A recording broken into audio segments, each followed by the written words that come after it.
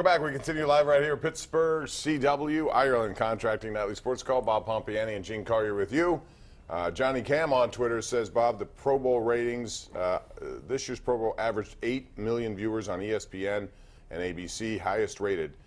And yes, what I'm saying to you is highest rated TV markets in order: Kansas City, Pittsburgh, Norfolk, and West Palm.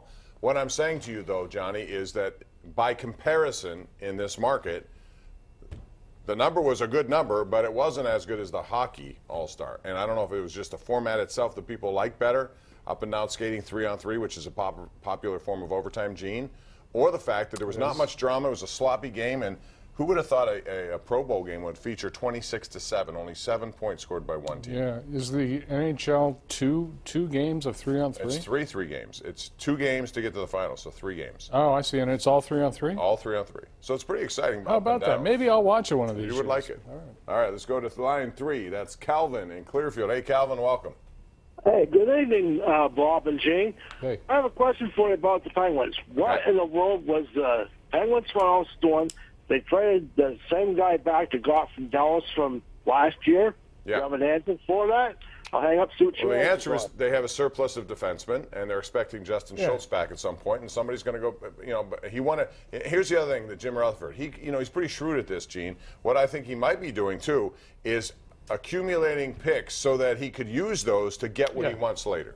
Yeah, I mean, the trade deadline's coming up in 4 weeks or whatever it is. And, you know, name one thing Jamie Oleksiak did. Name Well, he's a one big thing. body, and I think he played well. I mean, he did. He, you know, What's your favorite? fifth or sixth What's your defenseman. favorite Oleksiak moment?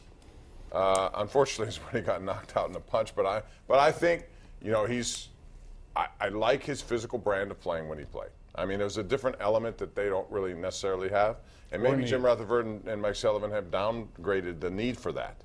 You know, I don't know, but there was a surplus. They like Ricola, so they had to make some move at some point. That was it. Let's go to Anthony in Washington. What's up, Anthony? How are you? Hey, thank you for taking my call. Sure.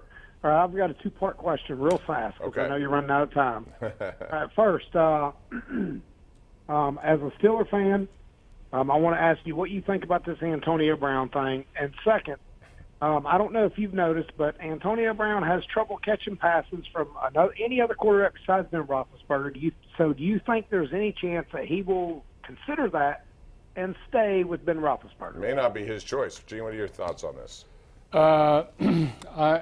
I've said all along I think there's about a 1 in 5 chance that he remains. I don't expect it to. I don't really care to see him anymore, frankly.